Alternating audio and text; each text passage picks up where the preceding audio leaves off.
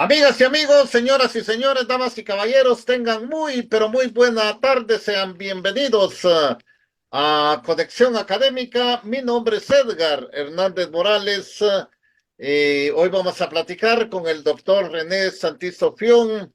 Él es cirujano egresado de la Universidad de San Carlos de Guatemala y también tiene la especialidad en otorrinolaringología por la Universidad Autónoma de México, la UNAM. También es el autor de los libros Desde el umbral de la muerte y del libro Morí y vi. Y del libro Morí y vi, ahí están los libros del doctor René Santizo Fión. Con él el tema de hoy va a ser Epifanía. Vamos a platicar con el doctor y le damos la bienvenida. ¿Qué tal, doctor? Bienvenido a Conexión Académica. Hola Edgar, hola a todas las personas que nos escuchan y nos ven a través de estos medios de comunicación, donde podemos compartir experiencias, aprendizajes, investigaciones y actividades que podemos hacer para el bien común, aquí con ánimo y con ganas. Doctor, ¿qué es una epifanía, doctor? Bien, Edgar, depende cómo lo querramos ver desde el punto de vista religioso, desde el punto de vista místico, desde el punto de vista filosófico, pero básicamente para esta charla de hoy es una manifestación de algo que trasciende nuestra comprensión. Filosóficamente, tal vez sería la comprensión del ser, de lo absoluto, del todo, de la verdad, como quieran llamar. Desde el punto de vista religioso, tal vez puede ser, depende de qué religión tengamos, puede ser una manifestación de lo divino, de lo cósmico, de lo trascendente, más allá de lo inmanente. Y del punto de vista científico, como vamos a platicar un poquito, puede ser una revelación de todo el inconsciente que llevamos como bagaje cultural, genético de nuestros ancestros y epigenético, cultural, ambiental, lingüístico y de muchas formas más, como dice Sapolsky, que es un biólogo que estoy leyendo ahora, muy interesante sus conceptos. Doctor, Entonces, sí, sí, sí, doctor, no, no, no, ahí estamos. entonces, la parte que le queremos comentar es como la continuación de la que hemos venido comentando, ¿verdad? Ya hablamos del accidente de aviación, de las experiencias cercanas que tuve yo en el accidente de aviación. Luego hablamos de mi infarto, de la cirugía de corazón abierto, de las experiencias cercanas que tuve cuando tuve el infarto, después de la cirugía, como les comenté, como volver a caminar, volver a hablar, volver a comer, volver a crecer, volver a nacer, me costaba todo un montón. Pero para que tengan una idea, cuando regresé a la casa, yo dormí en el segundo piso y a mí me recomendaron dormir en el primer piso, pero como saben que soy un poco necio, lo que quería yo era bañarme en agua caliente. Cuando logré llegar a la sala, después de media hora del carro a la sala, estaba Alejandro, estaba Violeta, estaba Margarita ya, chiquita. Entonces comencé a dar los primeros pasos de las gradas para el segundo piso.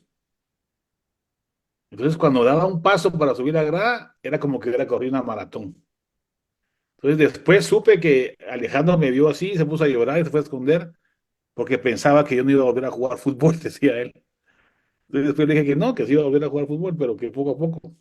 Total, que me tardé como 2 horas, 2 horas y media hasta llegar al segundo piso. Ya con el segundo piso, pues ya ahí me acosté durante los siguientes 15 días o 3 semanas, no me acuerdo cuánto. Pero lo que quiero contarles ahorita es que en esta segunda experiencia cercana a la muerte, tuve mucho tiempo para pensar y para reflexionar. Como no podía hacer nada, entonces estaba en la cama todo el día pensando, ¿va? Pensando, pensando. Y así pasé desde el día que regresé de la cirugía de corazón abierto, la cirugía fue 14 de septiembre del 2004. Yo no me acuerdo el día, pero calculo que unos 15 días después, más o menos a finales de septiembre, regresé a la casa, más o menos, ¿va?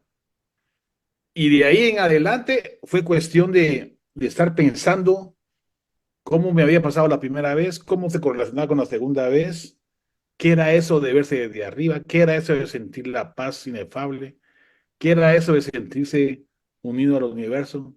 ¿Qué era eso de ver mi vida pasar en un instante?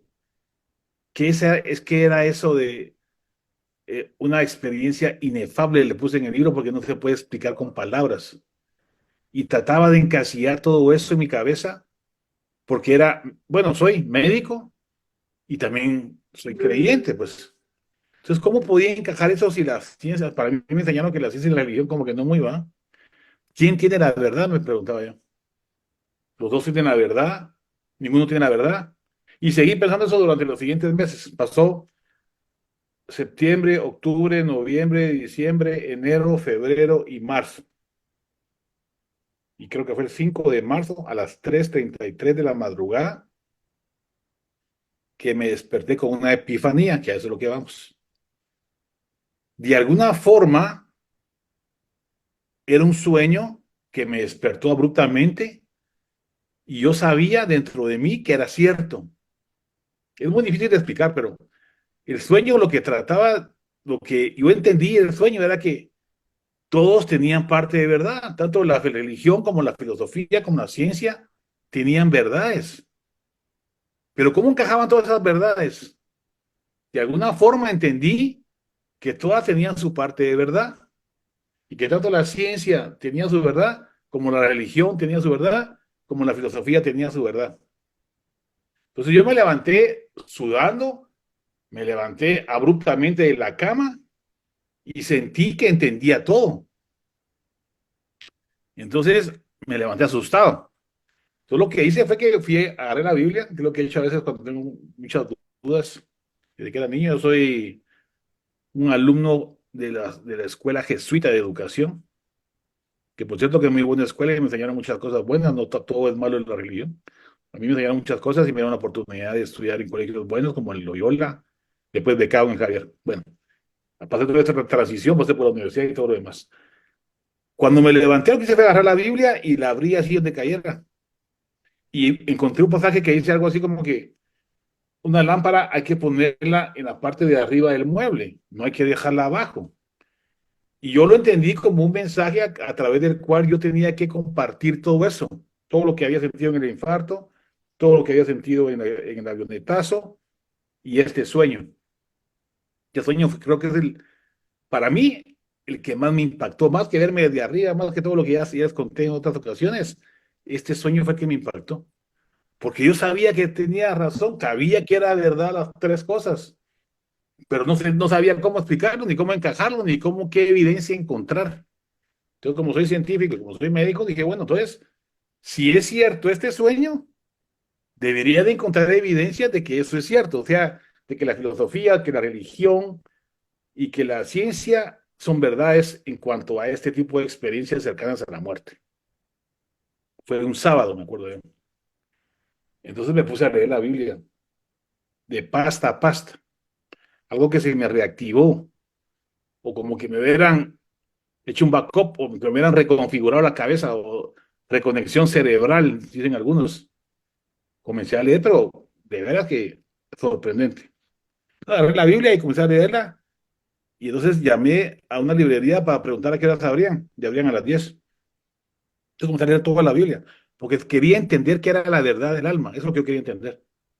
Buscar la verdad del alma en las religiones, en las filosofías y en la ciencia, para entender lo que yo había sentido. Entonces, ¿qué fue lo que hice? Me acuerdo muy bien. Con una tarjeta de crédito me fui a una librería a las 10 de la mañana, en pantaloneta, en chancleta y todavía medio, me costaba un poco todavía medio caminar, pero fui, un sábado fue. Y compré no sé cuántos libros, compré tal vez unos, no sé, 10 15 libros o 20, no me acuerdo. Pero compré libros de religión, de filosofía y de ciencia. Yo quería entender qué es el alma, qué es la psique, qué es el yo, qué es el espíritu, qué es el ánima, qué es eso. Y por qué pasa lo que pasa cuando uno se está muriendo. Quería entender racionalmente, filosóficamente y espiritualmente, pero no solamente en el cristianismo, que era lo que yo más o menos sabía algo, lo que quería saber de todas las religiones. Entonces compré libros, un montón. Compré, bueno, la Biblia la tenía aquí en la casa. la Torá, bueno, la Biblia, el Corán, los Vedas, el Tripitaka, el libro egipcio de los muertos, el libro tibetano de los muertos. Todos los libros fui comprando también poco a poco, no fueron todos juntos.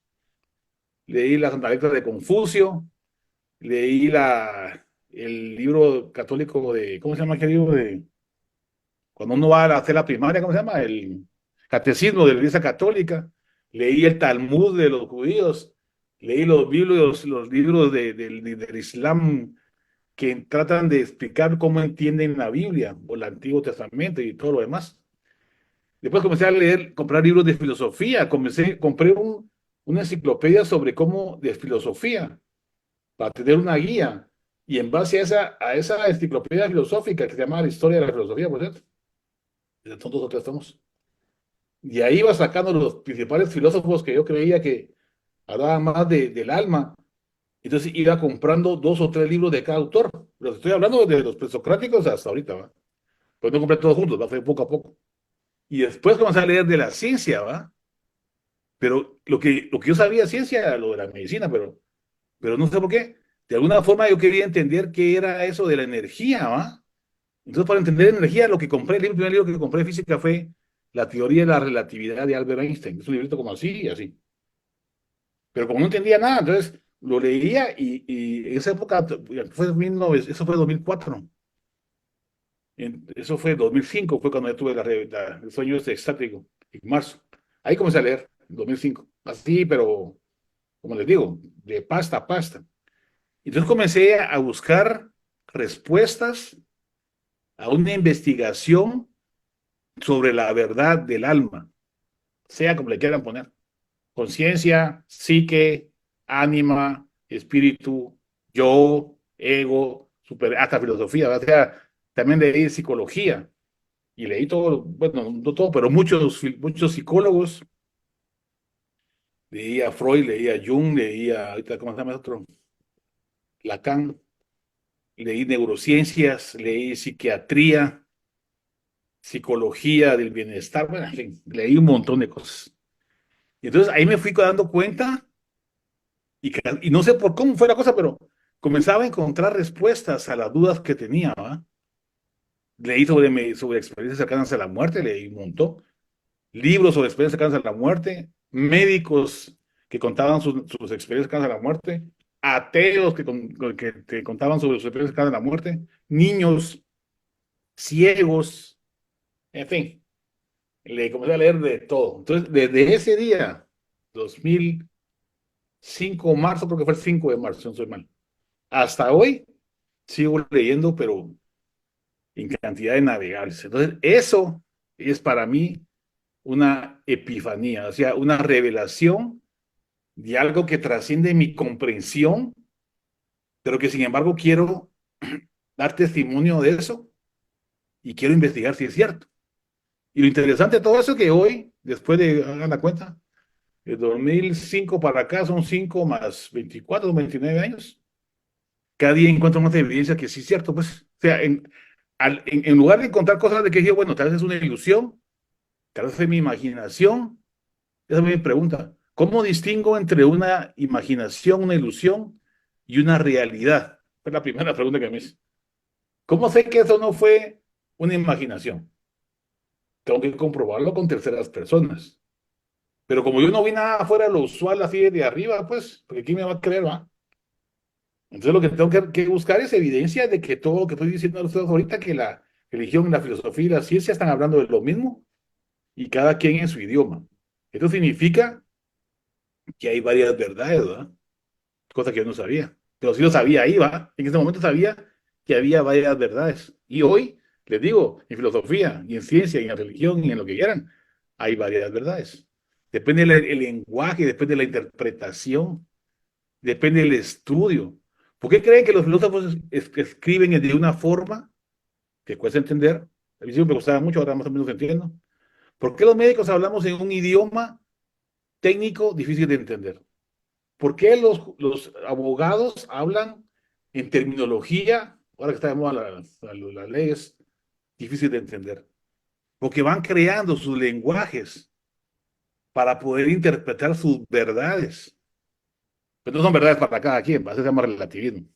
Entonces, No es que yo crea mi verdad y yo hago lo que quiera porque es mi verdad, no. Son verdades culturales, verdades sociales, verdades epocales, epistemes, se llama en filosofía. Y así comenzó la investigación de la verdad del alma. Y eso fue lo que me llevó del 2005 al 2015 que saqué mi primer libro, son 10 años. 10 años investigando como les estoy contando para sacar mi primer libro que estamos hablando de los mal de la muerte.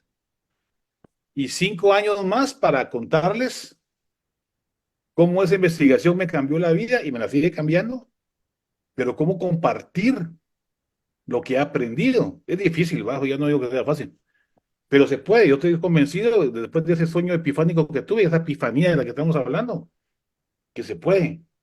Y lo interesante es que se puede, y yo pienso que en un futuro se va a poder hacer experimentos de esto. Un poco jalado, pero para que me entiendan, estas películas de Fat Liner, o sea, la línea plana. Si yo, eso no es ético hacerlo, ni tampoco se los recomiendo que lo hagan, porque no puede que no regresen. Que les provocan un paro cardíaco, los dejan en anoxia cerebral, o sea, sin oxígeno durante 3 a 5 minutos, y después lo regresan en la película, ¿va? Yo hizo 2 películas o 3, son de esas. Es lo mismo, ¿va? O sea, que hacen un su experimento de patojos, están haciendo medicina, entonces se someten a un paro cardiorrespiratorio, se quedan sin oxígeno en el cerebro, y después los regresan, ¿va? Por la tecnología moderna. Y ahí cuentan un montón de cosas, ¿va? Y los pueden ver ahí, no sé, pero lo pueden encontrar. Uno se llama Fatliner, o sea, línea plana, y hay una versión antigua que yo ya había visto, y la versión moderna, ¿va? Entonces, pero eso solo es una forma de experimentar lo que no es ético, ¿va? No hay que hacerlo, no, tampoco estoy recomendando que lo hagan. Pero hay otros estudios que se pueden hacer. Las nuevas teorías de la conciencia que todavía vamos a platicar a lo largo de estas pláticas, se puede, bueno, en teoría, ¿va? Tener toda la información y poderla, vamos a decirlo así, poderla poner en otro cuerpo o en un robot o teletransportarla a otro espacio-tiempo diferente o teletransportarlo a otro universo o teletransportarlo a otro planeta. Y si no tienen duda de lo que estoy diciendo, pueden ir a leer el libro que se llama El futuro de la mente de Michio Kaku, que está en Sofos, por cierto. Siempre le hago propaganda ese libro y no me pagan nada por eso. Pero ahí lo pueden leer. Entonces, las bases teóricas, físicas, de física cuántica y física cognitiva y conciencia son esos estudios. ¿Se va a poder hacer? Teóricamente, sí.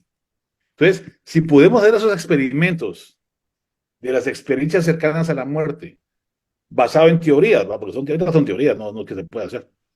Pero yo creo que sí se va a poder. Entonces, si podemos hacer eso, quiere decir que ahorita lo estamos pudiendo hacer de forma natural. Pero después puede ser que en algún día, ojalá, yo no sé, ¿va? Pero yo pienso que sí, se va a poder hacer en forma experimental. Por lo menos lo que dice Michio Kaku y lo que pienso yo.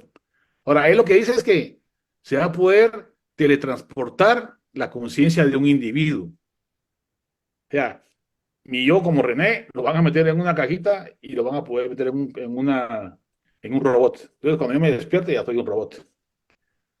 Eso es la inteligencia, eso es el espíritu, eso es el alma. Son otros 100 puntos, ¿verdad?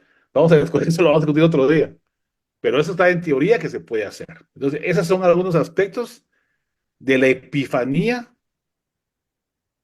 que es diferente a la hierofanía, que es una revelación de lo divino, digamos así, de Dios o la epifanía incluso también se interpreta como la revelación cuando Dios se hizo consciente de ser que era el Hijo de Dios. Pero una cosa interesante también es que, desde el punto de vista científico, todo ese bagaje cultural, ese inconsciente que todo el mundo habla en psicología, no es más que el conjunto de hábitos que tenemos en nuestro organismo ya cableado en el cerebro. O sea, hacemos todo intuitivamente porque tenemos hábitos en el cerebro que nos hacen hacer lo que hacemos. Entonces, algunos, como ese aporte que estás viendo ahorita, dice que no hay libre albedrío. Sí hay libre albedrío. Les voy a decir por qué. Porque los factores genéticos que traen de sus ancestros, más los factores epigenéticos durante el embarazo de su mamá o de nuestra mamá, los factores epigenéticos desde que nacemos, culturales, sociales, lingüísticos y todo lo demás, nos va moldeando. Y eso hace que en nuestro cerebro vayamos haciendo hábitos. Comemos 3 veces al día, hacemos o no hacemos ejercicio, nos comportamos de cierta forma a nivel cultural y social, decimos malas palabras o no, lenguajes o no, y todo eso nos va creando circuitos cerebrales automáticos. Me vuelvo alcohólico si quieren, pero ya está en nuestra razón, en nuestro, se llama red neuronal orientado a tareas, la red neuronal automática, la red neuronal por default son los hábitos que tenemos en la cabeza guardados, como que fueran digamos que un backup o que digamos que un software en la cabeza, ya que está cableado, pues, para que hagamos todo automáticamente. Entonces lo hacemos sin darnos cuenta, como manejar un carro. Pero estos cableados los podemos cambiar nosotros.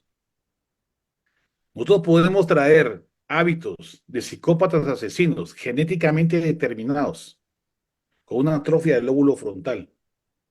Pero la epigenética, la cultura, la religión, la familia, los cuidados sociales y la escuela y otros factores más pueden cambiar esos genes, los pueden inactivar. Eso significa que el libre albedrío sí está presente, cosa que Sapolsky dice que no. Lo que no ha entendido es que ese inconsciente de que habla Freud, Jung y todos los demás son hábitos cerebrales, son circuitos cerebrales que nos hacen hacer lo que hacemos de forma automática. Ese es el inconsciente. Yo, por ejemplo, hay una cosa que se llama desliz lingual en Freud, que estoy hablando y traigo a mi boca palabras que tengo ya guardadas aquí para estar hablando. Por eso muchas veces lo puedo cambiar si yo quiero. Entonces, sí hay libre albedrío. Algunos dicen que no hay, sí hay, porque lo pueden cambiar. Una gente que viene asesina, eso te iba a contar. James Fallon se llama, trae su genética, gen MAO activado, tiene su lóbulo frontal atrofiado, tiene las conexiones de red neuronal orientada a tareas afectadas, y sin embargo es científico y no es psicópata. ¿Por qué? Se pregunta él. Porque los factores epigenéticos que les estoy diciendo a ustedes ahorita lo moldearon y lo cambiaron. Quiere decir que está en nosotros la capacidad de poder cambiar. Y sí se puede. Quieren hacer ayuno. Yo estoy yo comiendo 1 vez al día. No estoy muy flaco, pero puedo cambiar mis hábitos alimenticios con mi cerebro consciente, con mi red neuronal orientada a tareas. Y cambio mis hábitos de alimenticios tradicionales de 3 veces al día por un hábito de una comida al día. Pues es algo sencillito, pues. O hacer deporte, no hacer deporte, o adelgazar, o hacer dietas, o hablar otro idioma, lo que quieran. Se puede moldear, pero hay que cambiar el hábito, y eso no es fácil. Porque hay que cambiar un hábito de alcoholismo por un hábito social de platicar. Entonces, a la hora que voy a tomar alcohol, lo sustituyo por ir a Alcohólicos Anónimos a platicar con gente que está como yo, que está bien fregada y perdió su familia, su hogar, su trabajo y todo lo demás. Entonces, eso me hace cambiar mi hábito. Y poco a poco, los que están viendo a Alcohólicos Anónimos cambian sus hábitos. Y no todos, pero muchos pueden dejar de tomar, o de fumar, Doctor, o de... doctor, usted, ¿qué le cambió la vida a usted antes de que le sucediera esto a después? ¿Era usted diferente? ¿Tuvo que corregir algunas cosas? Todo ese tipo de cosas, doctor. Sí, por supuesto. O sea, eso me impactó. A mí, yo puedo decir que mi esposa me dice que antes no leía tanto como leo ahora. Y ahora leo, pero estoy leyendo porque quiero encontrar respuestas. O sea, yo soy fanático de la filosofía y la psicología y de la psiquiatría y de las neurociencias siendo torrino. ¿Verdad? Yo sigo trabajando como torrino, yo opero como torrino y tengo cirugía y todo. Pero aparte, toda mi vida normal, digamos, he activado esa parte de querer conocer la verdad. Esa es la verdad. Entonces, esa búsqueda de la verdad me ha llevado a conocer los límites del conocimiento humano. Quiero saber qué hay atrás del Big Bang.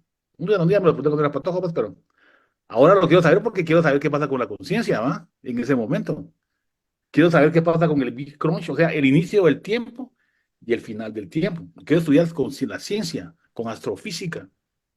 Quiero saber si mi conciencia se puede ir a otro universo.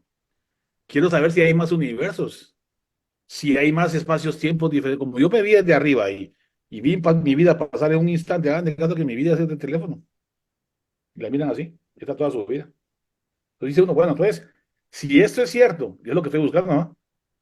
Quiere decir que la teoría física nos tiene que demostrar que hay un inicio del tiempo y un final de los tiempos, no solo mi vida, sino que todo el universo. ¿Y es eso cierto? Pues la física dice que sí. Entonces, si esto es cierto, dice una carta que Einstein le hace a su cuate, que se llama Beso, por cierto, su gran cuate, que se murió. Entonces le escribe una carta a su esposa, le dice, si uno pudiera concebir el tiempo-espacio como realmente es, se daría cuenta que el tiempo es una ilusión.